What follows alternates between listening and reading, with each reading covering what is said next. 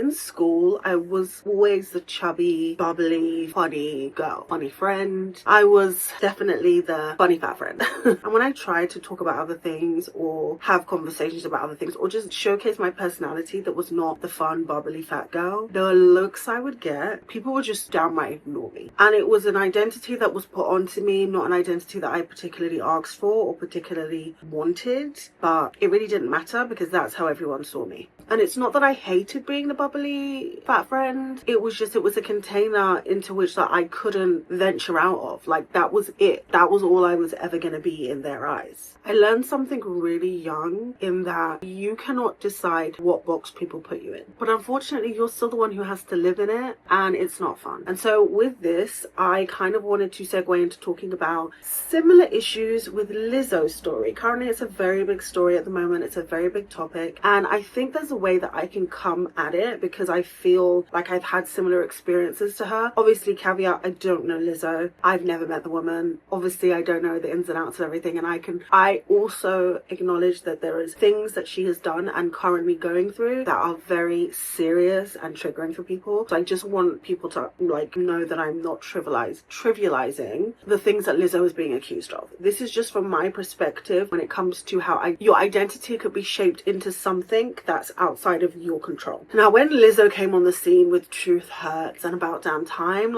I'm not gonna lie to you, Lizzo's music is not really my vibe, okay? And I think that's another added layer of that with the black community, that Lizzo is not somebody that would, and I'm not saying black people, but a lot of black people probably want music that's a little bit more soulful in it, technicality for music, right? But what I loved about her was she was a plus size, unapologetic woman coming into the body positive space, and that was mainly what her identity was as a music artist. And I think coming in like that, coming in hot and being very much centered on body positivity, especially around that time when it was so big and prevalent, I think looking back, she probably wouldn't have done that if she had known that it would have just become her whole being. People genuinely did not care that she was extremely talented, classically trained, a Grammy winner. This woman is very talented. I will never take that away from her. But it was overshadowed. And I really want people to really sit with this question. Would we have loved Lizzo if she just simply was a plus size black woman who was talented at singing? If she was just simply an artist? Be honest. For those of us that do love her, be very honest. Or did we love the way Lizzo made us feel about things that were going on, whether it be societally or in our lives personally? Her body positivity wasn't even necessarily a personal philosophy. It looked like, to me, it became a product. It became something that she sold in order for people to listen to her music. And the music kind of became the byproduct and not the other way around. I talk a lot about identity and I do celebrity analysis on this. And one thing I noticed with the difference between Lizzo's identity and between a lot of other artists who are able to shift and move into different lanes is that they have established themselves from the very beginning as multifaceted. I don't think I've really touched on anyone who has had such a strong identity straight out of the gate that didn't allow for flexibility like Lizzo has. She herself even said that she was frustrated with the term or the label body positivity or body positive because she wanted to be more body neutral and she didn't want to be caged in by that label. Body neutrality is definitely something that I practice, and so I totally understand her thought process in that. And I want to also talk about how I do, and I'm sorry to bring it into this, but I do genuinely sometimes think that the rules for black women, especially plus size black women, are completely different.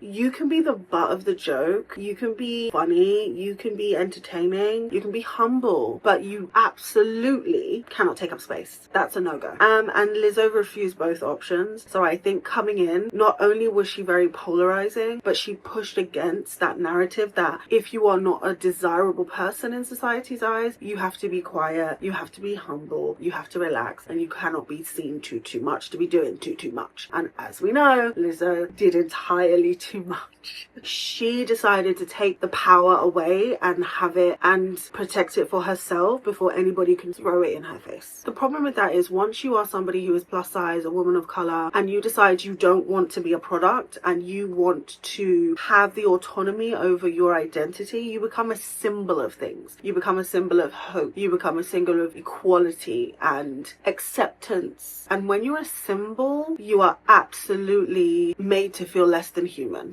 you're not even like on the realm of other people anymore. You are something entirely different. And now obviously I don't want to skip over and not touch on the allegations of sexual harassment and body shaming. Listen, I think that, like I will always say in all of my videos, there's always nuance. There's always three sides to the story, and two things can be true at once. Can somebody be perceived to be body positive but also be accused of being body negative? Possibly. Because a lot of people, especially in that movement and that time, were adopting these things because it was popular, not because they genuinely loved themselves. It was just because it was trendy at the time and they wanted to jump on the trend in order to garner support and in order to garner attention. But I can also understand that the allegations completely contradicted who she stood for and what she stood for as a brand, as an artist, and as a symbol. And so that's definitely going to isolate fans. That's definitely going to isolate people. Because as I said earlier, she was simply a movement. And I don't think a lot of people really truly were listening to her because they thought she was a good artist, even though she is. The music wasn't the problem. When you've spent so many years existing as a, you forget to handle you as an artist. And the reason I can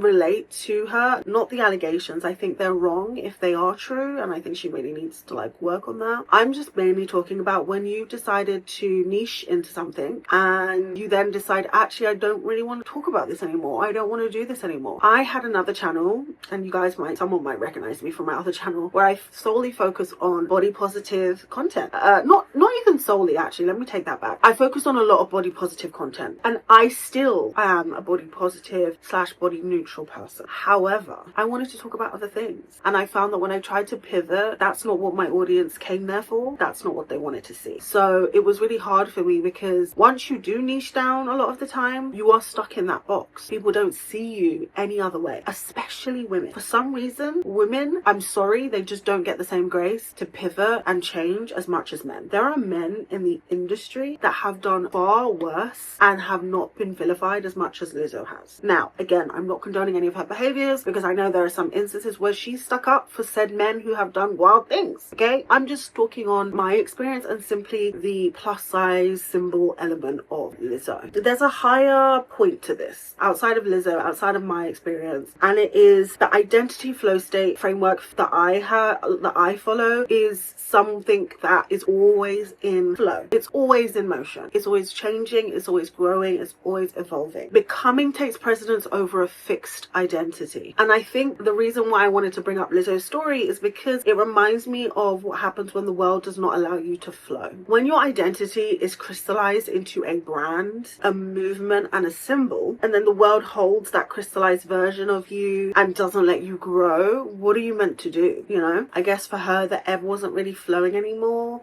She was pulling back from the person that she maybe once thought she was, or she maybe once thought that was going to be helpful to get her in the door and to push her forward. And you know, I can absolutely admit that on one side it could have definitely been part of her personality, and on the other side it definitely was part of a branding tactic strategy. But unfortunately, you can't flow if you are frozen in somebody else's version of who you should be. And that's for a lot of people. A lot of people are stuck in this idea that whoever, maybe your parents or your friends or your siblings think you are, that is where you have to stay. And you internalize that idea of yourself, and you're like, okay, well, maybe I am that person. Maybe this is me. And it's absolutely not. It does not have to be if you don't want it to be. You can do the identity work and find out who you are today. Not who you were yesterday, not who you were last year, not who you were as a child. Who do you want to be today? Nobody should stop you from doing that. I never did get to change the way people saw me at school, but I did eventually find rooms where the box for me to fit in didn't necessarily exist. And honestly, I think that's the real work. It's not necessarily convincing people to see you differently. It's finding spaces where you can show up authentically, your multifaceted self. Safe spaces that are already there for you to enter into in that way. Now, I think for Lizzo's sake, she's still creating, she's still flowing, she's still trying to figure it out. You know, she's still young. And I hope that this experience gives her the push to grow and to learn and to do better in the future, because I do think there's some lessons to be learned here from her. I think she has a lot of growing to do and a lot of amends to make, clearly. But I don't think that we should be the judge, jury, and executioner as to how she does that. Is there a version of you that that people have clung on to so much that it has been so hard for you to let go, even though you know that that version of you doesn't exist anymore. Don't let people take away your autonomy to what your identity is. Whether it changes, whether it evolves, whether it blows, it is yours and yours only.